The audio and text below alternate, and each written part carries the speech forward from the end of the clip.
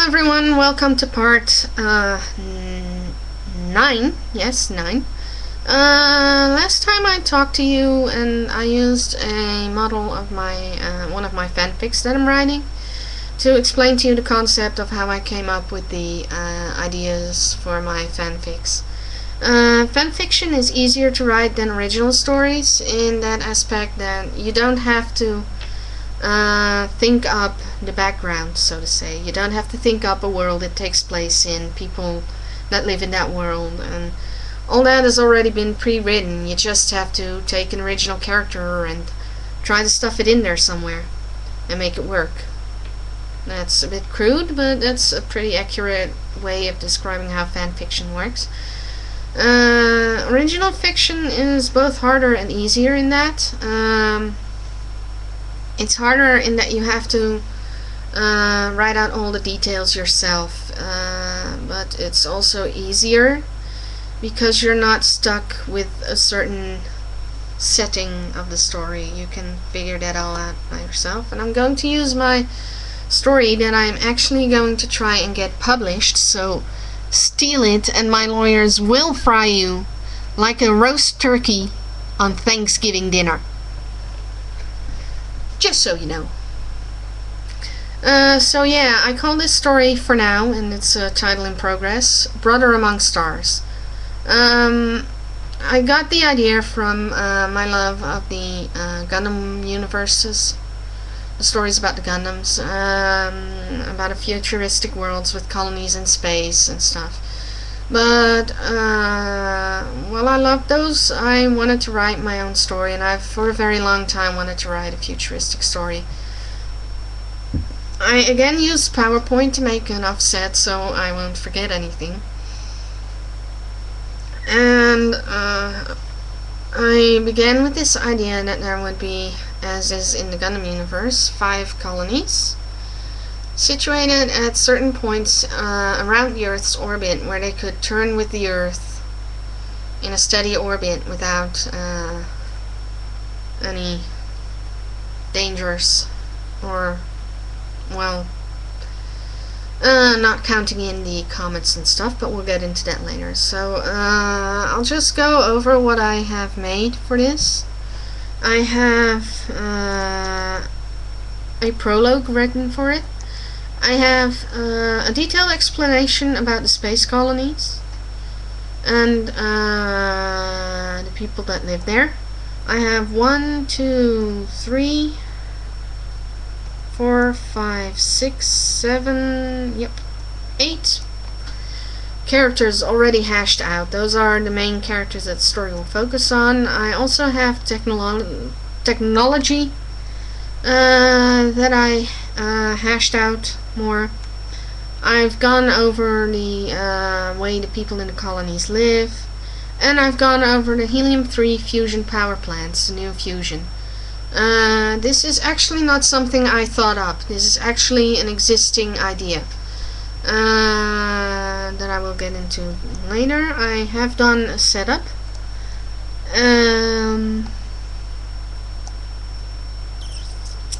I've done a setup of the stories, of the story of the ideas that I had, and I've done a setup of my thoughts about publishing it and all the details. But I will start at the beginning with the prologue, and I will see how much time I have left now. I am at 4 minutes, so I will have 11 minutes left. I will try to get as far as I can in this one, but I will probably need another 9th video to finish this. So here we go. This is the prologue. Again, steal it and I will make your life miserable, or at least my lawyers will. War. It is something we humans cannot live without. If it wasn't one thing, it would be another. Politics, property, and even religion were used as reasons to condone the violent struggles between mankind. Even when the leaders of Earth gathered and formed the United States of Earth, also known as the United Earth Nation, there was still conflict. However, the humans had learned from their past, and the Earth Protection Agency, or EPA, was set up to prevent people from creating war again. The EPA became a worldwide known organization that released monthly digest magazines in which they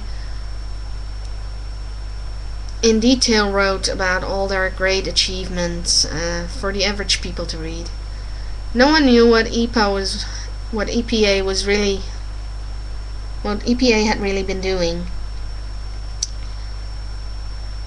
Well, none of the common folk knew. Those who ruled the planet as its nation leaders knew just what EPA was doing. They were funding it, after all. But they were very fearful and kept the information out of the media. The common folk didn't need to know what was happening just outside in planet Earth's orbit. UFO fanatics who saw highly advanced crafts and other humans who knew too much were lifted from their beds and taken to reform facilities where they were kept occupied away from the general public.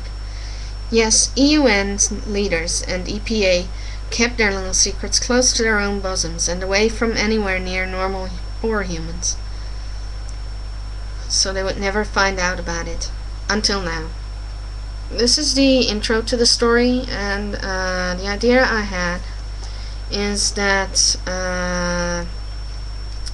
Rahim Sahul Habib, the main protagonist in my story, after escaping his kidnappers, mistakenly gets aboard a shuttle instead of a plane, and he ends up in the colonies and comes to witness the struggles between the earthbound humans and the humans who live on the colonies. Next, I worked out the colonies. Check on my time. That's you. Okay. So yeah, I did a little draw out that I can't really show you in this video, where I drew a picture of the colony as I view it, but I want to leave the actual, since it's going to be written, I want to leave it up to whoever reads it, what the colony really looks like. My idea is from the outside it looks kind of like half a meteor with a dome on top of it or something like that. So yeah, I made a little schematic about it. It has a protective outer shell that can withstand the impact of smaller meteorites and asteroids, and larger impacts as well at a later time. This through the technology that I will get into detail after this. It has an artificial biosphere, which means it has sort of like the idea of a biodome only in space, which is what the biodomes were created for, after all. The somewhat center of this spinning top-shaped colony is where we have the engine coils. This ring around the entire outside of the colony contains engines around it, so that they, with help of these engines, with small bursts of energy, can maneuver the colony into place. I also thought up, and this was the actual hard part, of a gravity core. This gravity core is at the center of the colony and it is controlled from there. Also, it is oh no, that's different. That's the defense of the colony against high-impact objects is also arranged from the center of the colony. The gravity coil is what allows the colonies to have artificial gravity, to have a zero-G environment in the colonies. And the hard part was that that does not exist in our world, and that makes it very hard, because I want it to be something that someone here on Earth could think up, and that was just very, very hard to do. So yeah, at the bottom, the colony's axis. Like the Earth, the colony has an axis around which it rotates to simulate day and night. The bottom side of the colony, the bottom side of the top-shaped form of the colony, also has shuttle entrance ports here. So, about the space colonies. The story takes place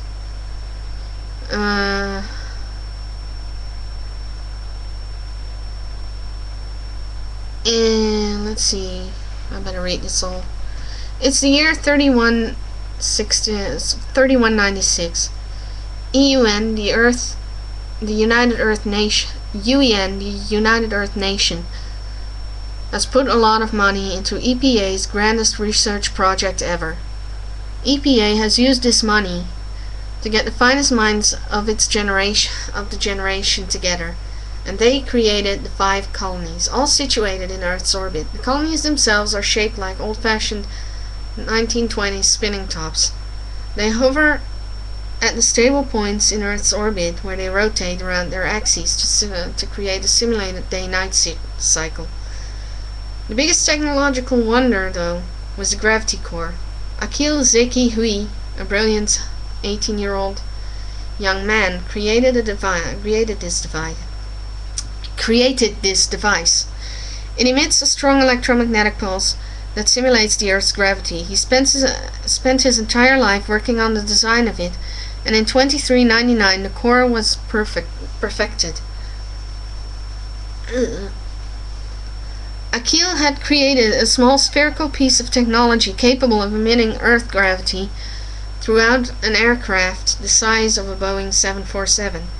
In 2489, a man from EPA's first generation of agents found the blueprints to and one huge and a small core that in Akil's first home. The EPA used this knowledge and the first devices to solve their colony's final problem. In 2501, the first colony became a fact, and by 2531, they had all 5 colonies finished. The Earth's leaders agreed that the plans for what would be done on these colonies would be frowned upon. Thus, they were kept secret from the average people. The colonies' names are Satu, Dua, Tiga, Empat, and Lima, which, if I am not mistaken, would be the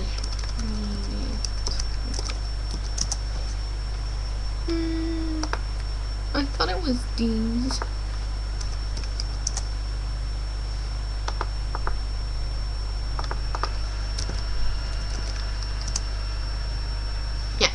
The Indonesian, these are the Indonesian words for the numbers 1 through 5.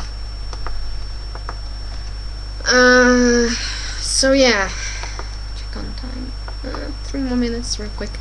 Fast characters, here we are. Technology-wise, we have the colonies, which I just explained. The colonies have a similar internal design.